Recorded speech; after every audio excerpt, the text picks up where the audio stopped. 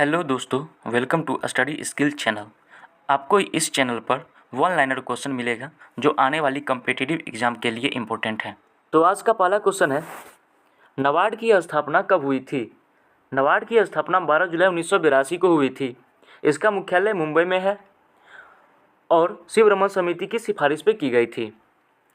नाबार्ड की स्थापना 12 जुलाई 1982 को शिवरमन समिति की सिफारिश पे की गई थी और इसका मुख्यालय मुंबई में स्थापित किया गया था। विश्व में पहली बार 10 के आधार पर जनगणना किस देश में हुआ था? अमेरिका। विश्व में पहली बार 10 के आधार पर जनगणना अमेरिका में हुआ था। और कुछ इम्पोर्टेंट नोट्स हैं इसी से रिलेटेड जो ध्यान में रखने वाली बात है। पहली बार जनगणना स्वीडन में हुआ था।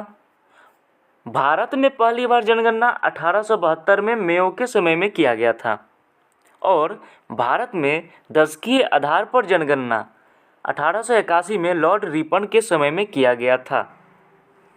इन सारे पॉइंट्स को एक बार फिर से रिवाइज कर देता हूँ। विश्व में पहली बार 10 के आधार पर जनगणना अमेरिका में हुआ था।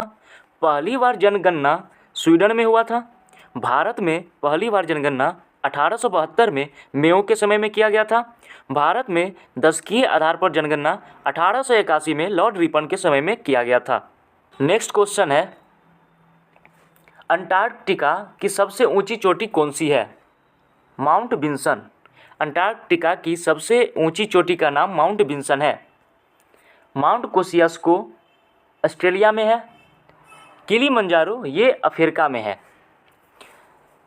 नेक्स्ट क्वेश्चन है, सर्वाधिक बजट पेश करने वाले वित्त मंत्री कौन थे? आंसर हो जाएगा मोरारजी देसाई। सर्वाधिक बजट पेश करने वाले वित्त मंत्री का नाम मोरारजी देसाई है। मीनाक्षी मंदिर किस नदी के किनारे स्थित है? वेगई नदी के किनारे। मीनाक्षी मंदिर जो मदुरै में है और मदुरै कहाँ पर है? तमिलनाडु में। मीनाक्षी मंदिर वेगई नदी के किनारे स्थित है। ब्लैक पेगोरा के रूप में किसे जाना जाता है? कोणार्क मंदिर। ब्लैक पेगोरा के रूप में कोणार्क मंदिर को जाना जाता है। यूनेस्को धरोहर सूची में शामिल भारत का पहला मिश्रित विश्व धरोहर स्थल कौन सा है? खंगचेंडजोंगा। यूनेस्को धरोहर सूची में शामिल भारत का पहला मिश्रित विश्व धरोहर स्थल का नाम खंगचेंडजोंगा है जो सिक्किम राज्य में पड़ता है। नेक्स्ट क्वेश्चन है, फ्रीडम ट्रॉफी किस खेल से संबंधित है? क्रिकेट से। फ्रीडम ट्रॉफी क्रिकेट से संबंधित है और ये जो फ्रीडम ट्रॉफी है वो भारत और साउथ अफ्रीका के बीच ही खेला जाता है। फ्रीडम ट्रॉफी भारत और साउथ अफ्रीका के बीच में खेला जाता है और फ्रीडम ट्रॉफी क्रिकेट से संबंधित है। हिंद हिंदी हिंदू का प्रचार किसने किए थे? लाला लाजपत राय ने। हिंद हिंदी हिंदू का प्रचार लाला लाजपत राय ने किए थे। रऊफ लोक नृत्य का संबंध किस राज्य से है? J&K जम्मू कश्मीर। रऊफ लोक नृत्य का संबंध जम्मू कश्मीर से है। नए भारत का पैगंबर किसे माना जाता है? राजा राम मोहन राय को। नए भारत का पैगंबर राजा राम मोहन राय को माना जाता है।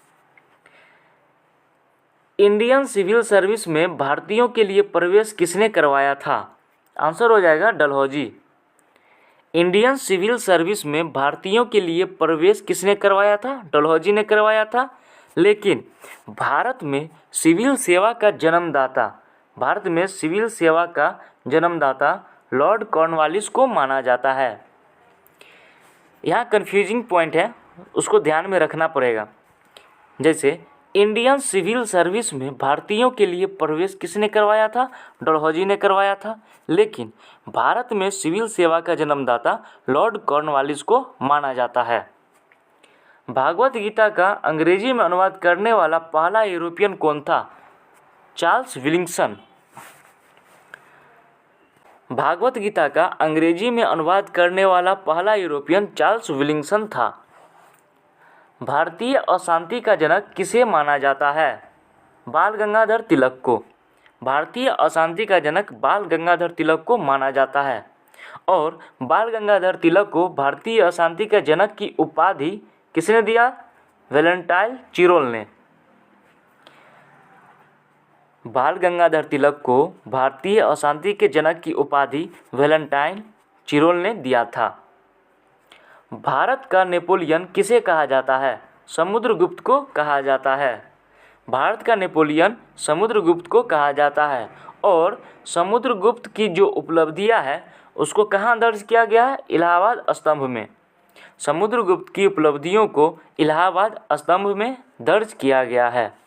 अगर आपको लगे हाँ ये वीडियो अच्छा है तो आप वीडियो को लाइक कर सकते हैं, और लगे कि इस चैनल को सब्सक्राइब करना है तो कर सकते हैं।